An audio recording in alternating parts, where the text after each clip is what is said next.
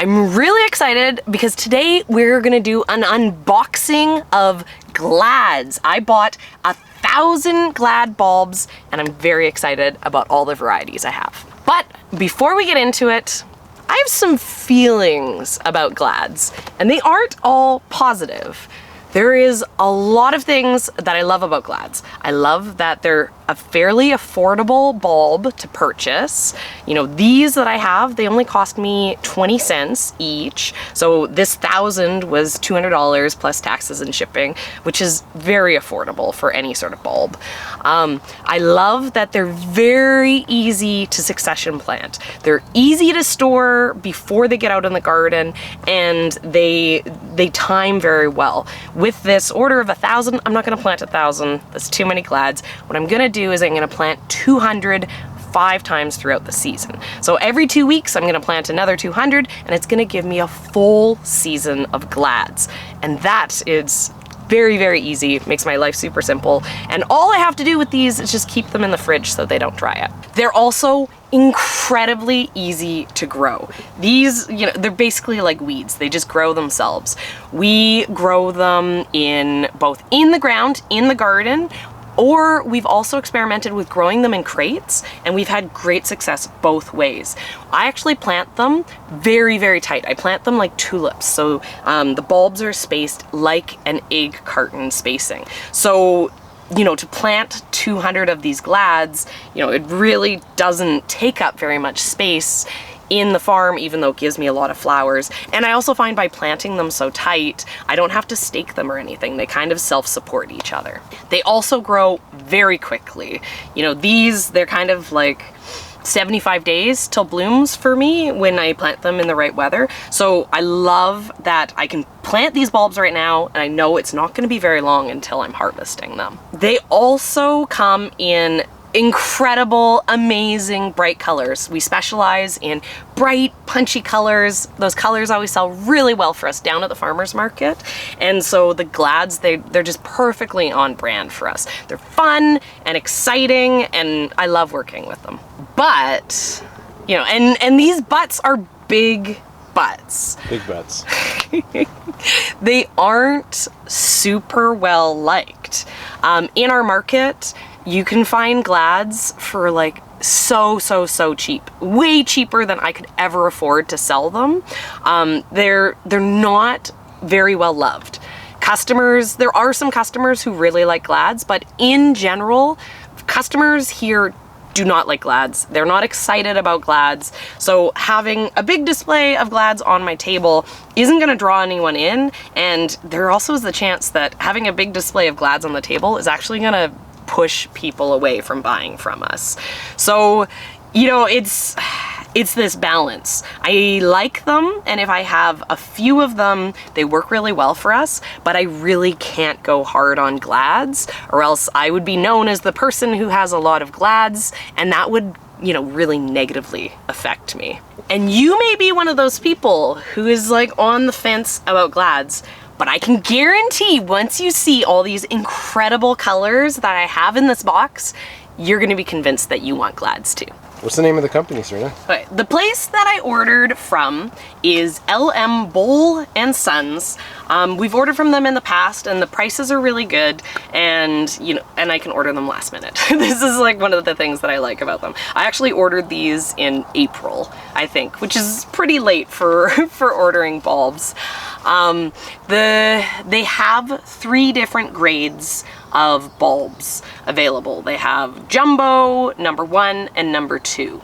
And the bigger the corm, the bigger the flower stalk is gonna be. So if I had a home garden, what I would be wanting to purchase is jumbo. I'd want to be getting the biggest ones possible because they're gonna look amazing out in my garden. But the bigger the flower is, the more difficult it is to work with. This is one of the problems for me with Glads, right? Like they're very difficult to blend with things. And so I get the number 2, which is the smallest possible size. You know, and if you're used to getting these nice big beautiful corms, you guys might be surprised at how like sad and pathetic these look, because they are significantly smaller. right? So there's not really much to them. But this is great for me because it means that the flower stalks are a lot more petite, and so it makes it a lot easier to work with them. They're still large. You know, this is another one of the like, why glads suck. They are still very big for our bouquets, but I can make it work. And we mostly pair our glads with sunflowers, which are also like a larger flower, so they pair up really well.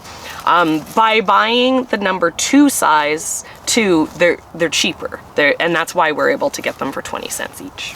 I am Canadian. We are in Kelowna, British Columbia, Canada, and that means a lot of my sources are only going to be available to Canadian shoppers. I'm pretty sure they don't sell down to the States, but I do know that they sell retail. You don't have to order large bulk volumes like some of my other sources. So this is a great source if, you know, you're looking for a couple hundred just for your home garden. We ended up ordering bags of 50, which, you know, is very small quantities, because what I want to do is to create a custom mix for myself. I'm not actually gonna plant, you know, oh, we're losing them. I'm not gonna plant just a single variety. I'm gonna plant, you know, a blend.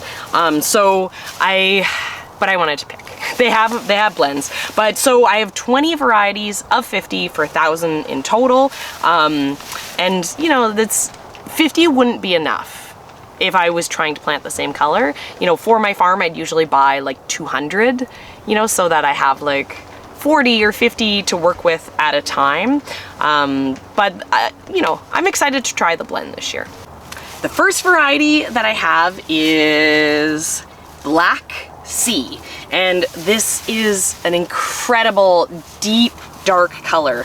It's a burgundy that's so dark that it looks black. And I know with these, I've grown something really similar to this variety before, and as it ages, the blooms, like, they come out super dark, and as they open, they kind of fade into, you know, more of that burgundy's tones and less of the dark black.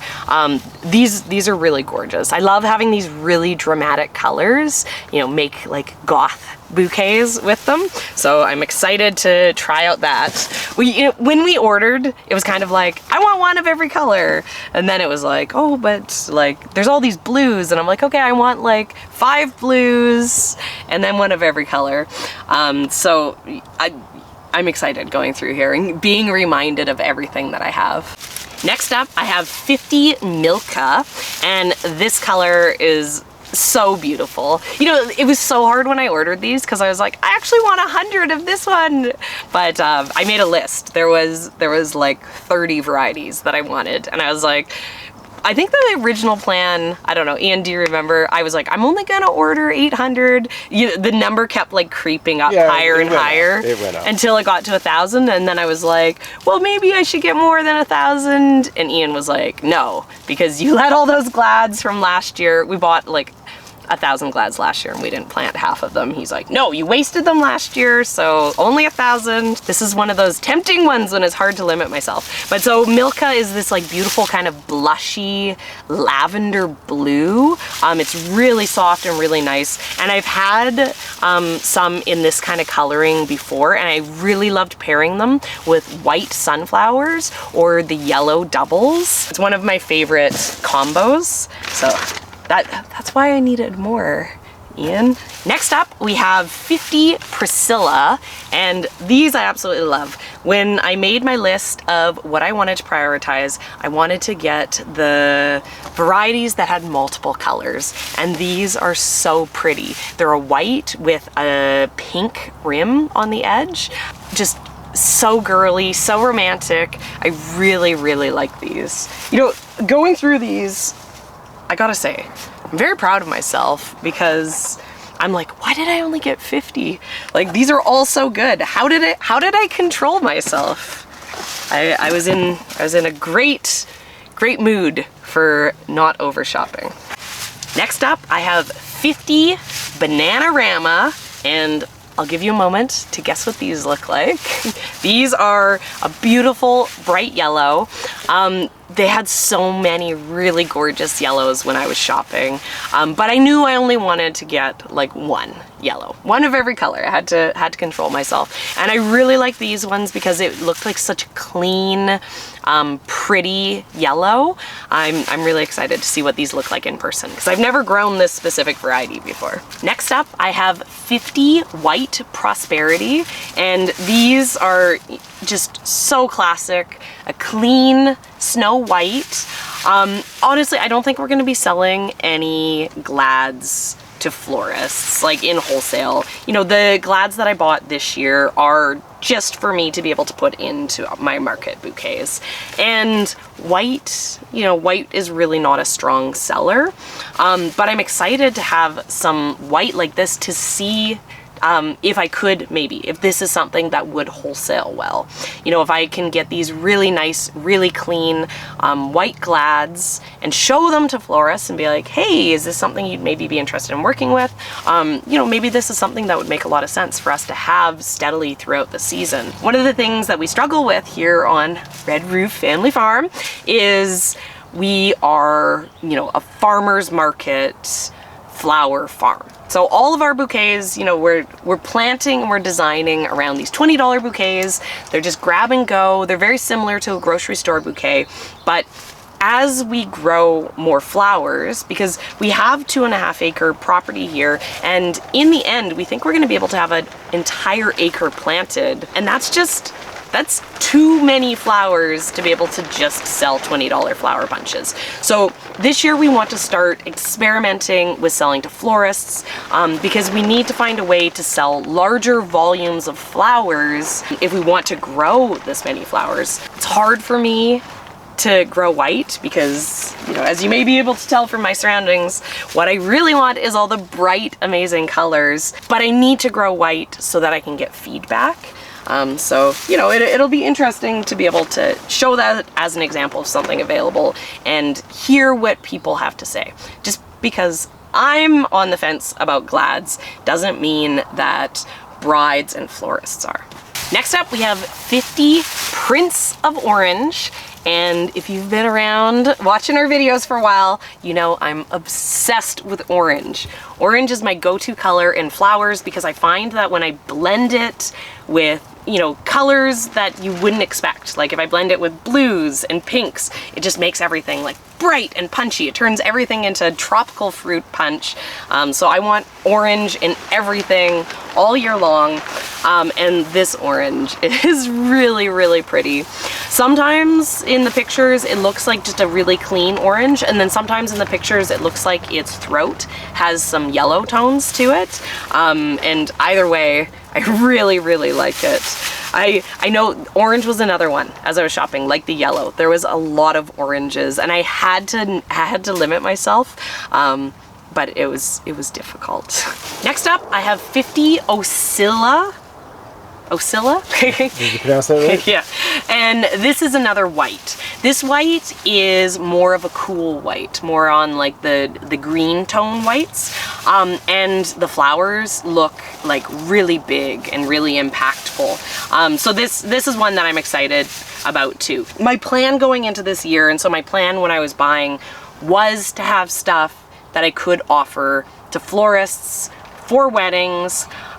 So there is a lot more white that I've brought into the farm. There's a lot more of these blush colors, whereas normally I would stay away from them. Because I've never grown white Glads before, I do kind of need to trial different varieties of the same color so that I can know what they look like. Sometimes it's really deceiving in pictures, right? You look and they all just kind of look the same. You kind of need to see them in person side by side to see the differences. You know, maybe one variety is gonna have like more compact flowers and the other one has really large, and those kind of details don't translate well in pictures.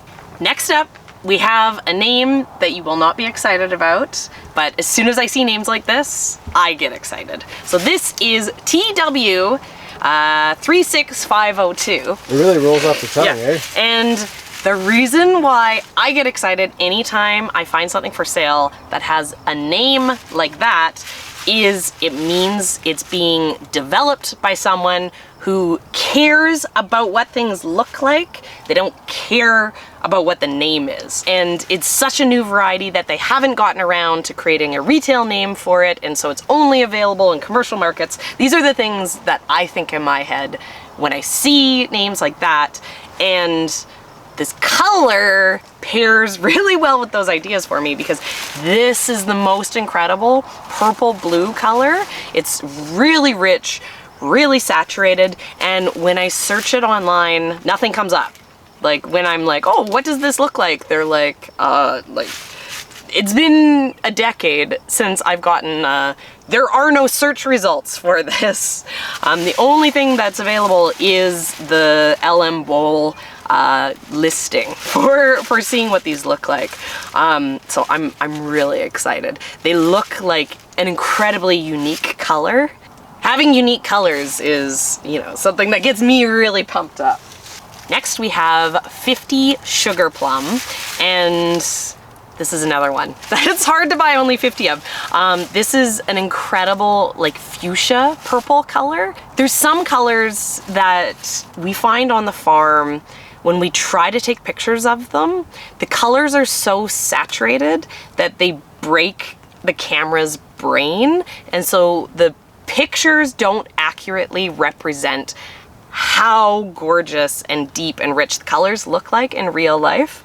And because we've been filming flowers for so long, I can spot those now in pictures, and this is one of those colors, right? They glow on the camera, so I know that in person, they're just gonna be like a feast for the eyes. I think I've grown this variety before, and it did really well. It was like exactly what I wanted out of a Glad. So,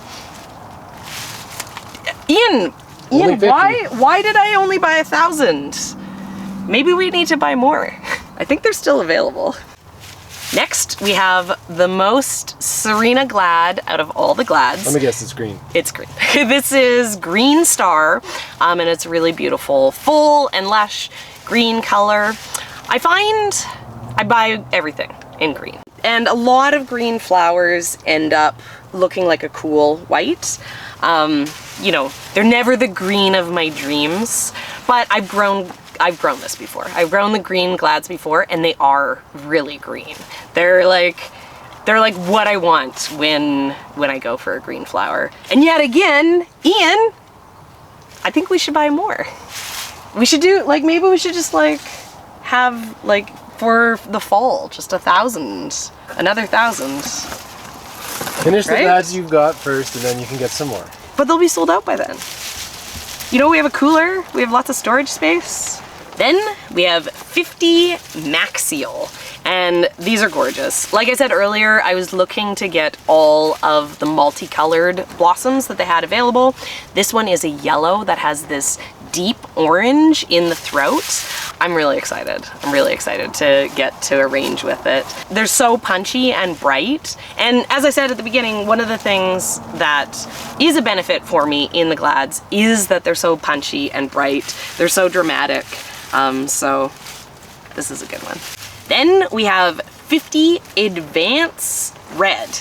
And this is a really nice, clean, bright red. It's not like a burgundy purple red. It's more of a really bright red.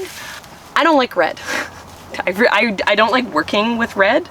It's the color that I'm the most likely to not buy and plant on the farm. But Ian loves red. And so every year he's like, where's the red? Where's the red? Where's the red? You can't have a rainbow bouquet with a red and blue. Yes, and these are strong points. And so I do take Ian's opinion into account when I'm shopping, and so now I try to always make sure that I have some red on the farm, because he's right. Without red, I am limited in what I can do, and just because I don't like red, just because I want everything to be green and orange, doesn't mean that our customers don't like red. And so this is like, Ian's gonna be really excited about this one. I'm not especially excited about this one, but this is the red that Ian's like really drawn to. These just like really clean, bright reds. No pink tones, you know, no burgundy tones. So he's really gonna love these.